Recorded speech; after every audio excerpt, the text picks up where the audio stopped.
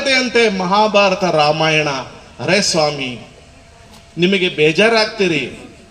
ಬಾಬಾ ಸಾಹೇಬರು ಬರೆದಿದ್ದಾರೆ. ಏನ್ ಬರೆದಿದ್ದಾರೆ ಅಂತ ಹೇಳಿದ್ರೆ, ಹಿಂದೂ ಧರ್ಮದ ಒಗಟುಗಳು. ಏನು ಒಗಟುಗಳು? ಕುಂತಿಗೆ 5 ಜನ ಗಂಡು ಮಕ್ಕಳಂತೆ. ಯಾರು ಬೇಜಾರಿಲ್ಲ ತಾನೆ? ಅಥವಾ ಹಸಿಯವೇ ಆಗತ್ತೆ ನಿಲ್ಲಿಸ್ಬಿಡಿ ಅಂದ್ರೆ ನನಗೂ ಬೇಜಾರು. ನೀವು ಕೇಳಕ್ಕೆ ಇಷ್ಟ ಇದ್ರೆ ನಾನು ಶುರು ಮಾಡ್ಕೊಳ್ತೀನಿ. ಓಕೆ, ಆಗ ಆ ರಿಡಲ್ಸ್ ಆಫ್ ಹಿಂದೂಯಿಸಮ್ ಅಲ್ಲಿ ಬಾಬಾ ಸಾಹೇಬ್ರೆ ಬರ್ದಿರೋದು, ನಾನೇನು ಸೃಷ್ಟಿ ಇಲ್ಲ ಇದು.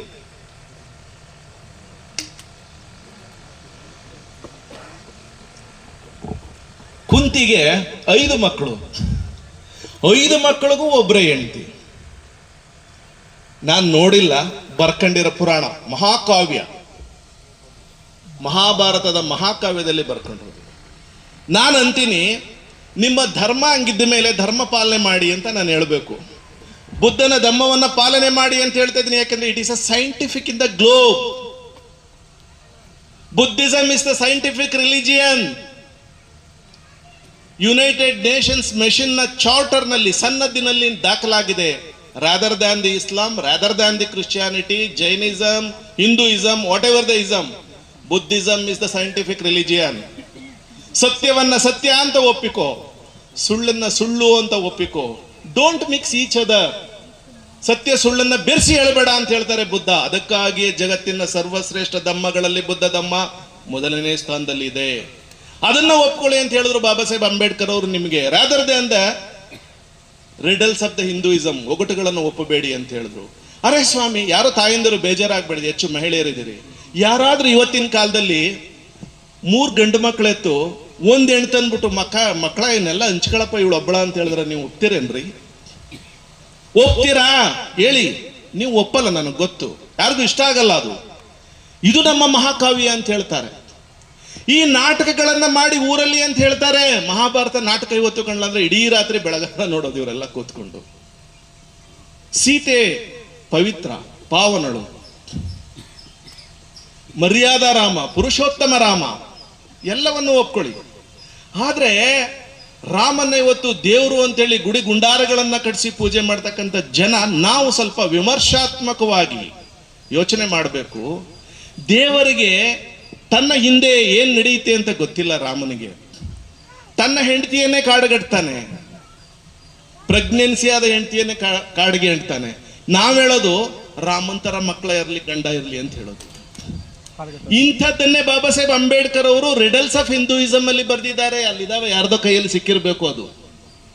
ಅದ್ರಲ್ಲಿ ಒಂದು 24 ವಾಲ್ಯೂಮ್ಗಳಿವೆ ಇವು, ಅದ್ರಲ್ಲಿ ಒಂದರಲ್ಲೇ ಅದು ಇದೆ. ಇದನ್ನ ನೀವು ಒಪ್ಪಬೇಡಿ.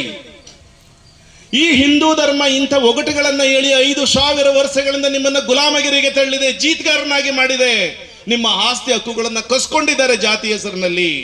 ಪುಷ್ಯ ಶೃಂಗಮಿತ್ರ ಬರೆದಂತ ಕ್ರಿಸ್ತ ಪೂರ್ವದಲ್ಲಿ 6,000 ಜಾತಿಗಳಾಗಿ ಮನುಷ್ಯತ್ವವನ್ನು ಒಡೆದು ಓಳು ಮಾಡಿದ್ದಾನೆ. ಬುದ್ಧ ಧಮ್ಮವನ್ನ ನಾಶ ಮಾಡಿದ್ದಾನೆ. ಒಬ್ಬ ಬೌದ್ಧ ಭಿಕ್ಕುವಿನ ತಲೆಯನ್ನ ಕಡಿದು ತಂದ್ರೆ 100 ಚಿನ್ನದ ವರಹಗಳನ್ನ ಕೊಡ್ತೀನಿ ಅಂತ ಹೇಳಿ ಘೋಷಣೆ ಮಾಡಿದ್ದಾನೆ ಈ ಬ್ರಾಹ್ಮಣ. ಬುದ್ಧ ಭಿಕ್ಕು ಏನು ಅನ್ಯಾಯ ಮಾಡಿದ? ಬುದ್ಧ ಭಿಕ್ಕು ಯಾರ ಮನೆಯನ್ನ ನಾಶ ಮಾಡಿದ? ಸತ್ಯ, ಧರ್ಮ, ನೀತಿ, ನ್ಯಾಯಕ್ಕಾಗಿ ಏಕಾಂಗಿಯಾಗಿ ನಿಮಗೆ ಕಣ್ಣೀರ್ ಬರಬೇಕು ತಾಯಂದಿರೇ, ಸಹೋದರರೇ. 29 ವರ್ಷದ ಸಿದ್ಧಾರ್ಥ, 27 ವರ್ಷದ ಯಶೋಧರೆ, ಅವರಿಗೆ 1 ವರ್ಷದ ಮಗು ರಾಹುಲ.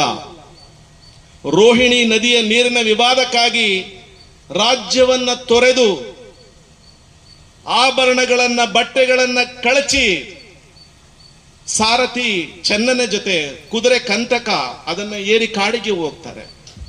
ಆ ಸನ್ನಿವೇಶವನ್ನ ನೀವೇನಾದ್ರೂ ನಿಮ್ಮ ಕಣ್ಮುಂದೆ ತಂದ್ರೆ ಅಥವಾ ನಿಮ್ಮೂರಲ್ಲಿ ಇಂಥ ನಾಟಕವನ್ನ ಮಾಡಿದ್ರೆ ನಿಮಗೆ ದುಃಖದ ಕಟ್ಟೆ ಹೊಡೆದೋಗುತ್ತೆ ಕಣ್ಣುಗಳಲ್ಲಿ.